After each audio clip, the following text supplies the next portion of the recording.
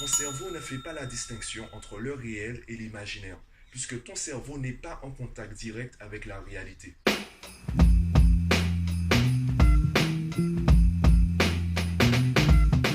Yo, aujourd'hui j'aimerais te parler de la différence entre le stress et être stressé.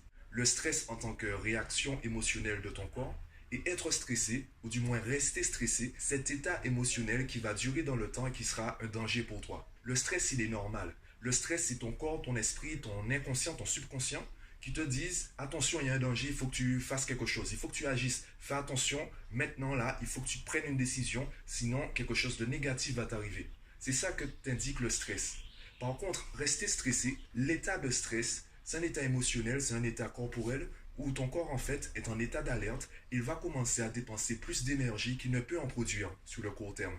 Donc si cet état dure, ça devient contre-productif. Et c'est comme ça qu'en fait commencent à se créer certaines maladies. Il y a plusieurs scientifiques qui ont déjà fait des conférences dessus, donc je t'invite à faire des recherches sur cela. Si je retrouve une vidéo, je la mettrai également en description du podcast. Ça te permettra d'avoir un peu plus d'infos sur cela. En tout cas, c'est reconnu. Rester stressé commence à créer des choses négatives dans ton corps.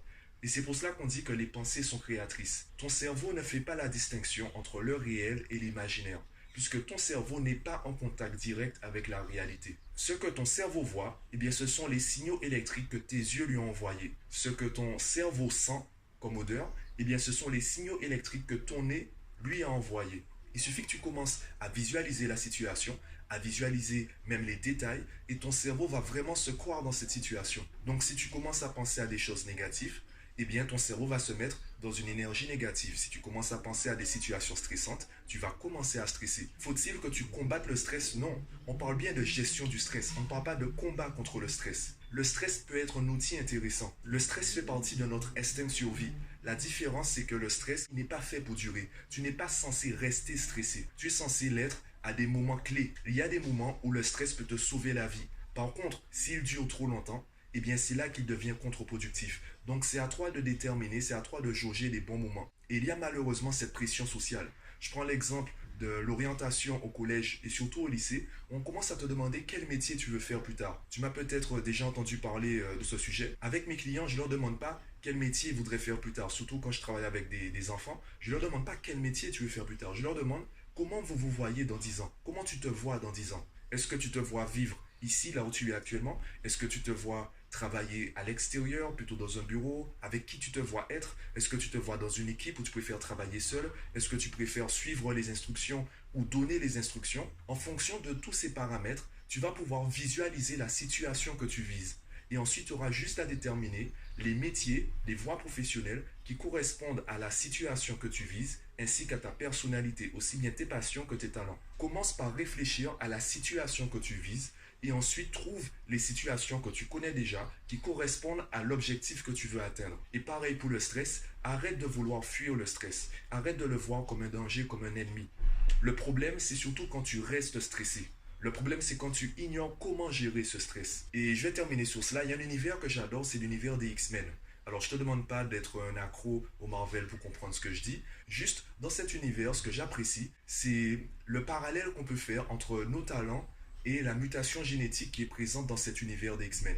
Tous les nouveaux mutants qu'ils rencontrent disent au début, c'est une malédiction. Ce que je vis est une malédiction.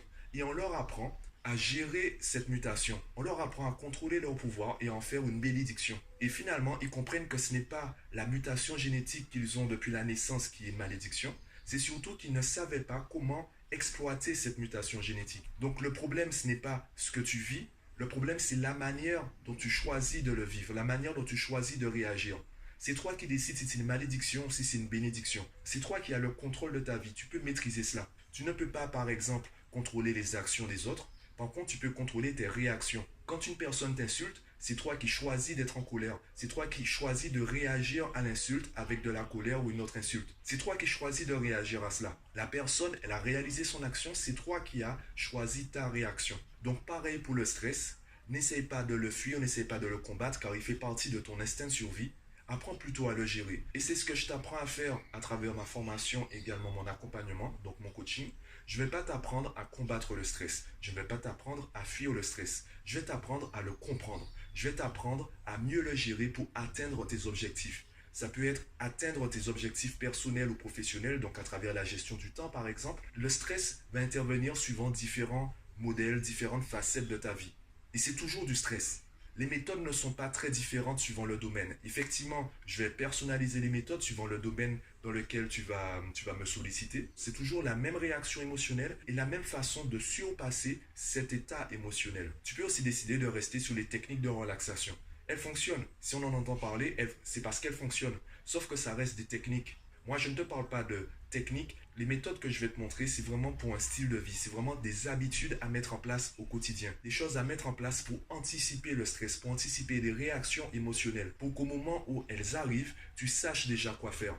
Donc, si tu veux travailler en amont, si tu veux savoir quoi faire avant que le danger arrive, eh bien, clique sur le lien en description du podcast, télécharge la formation et envoie-moi un email ou un message sur les réseaux sociaux pour qu'on puisse échanger et que je puisse t'aider vraiment à avoir des résultats. En attendant, ça me ferait super plaisir que tu laisses ton avis en commentaire du podcast, que ce soit sur le podcast ou sur les différents réseaux sociaux ou en privé. Dis-moi ce que tu en penses. Clique sur j'aime si tu aimes le contenu, abonne-toi à la chaîne pour recevoir les prochains podcasts et moi je te dis à bientôt.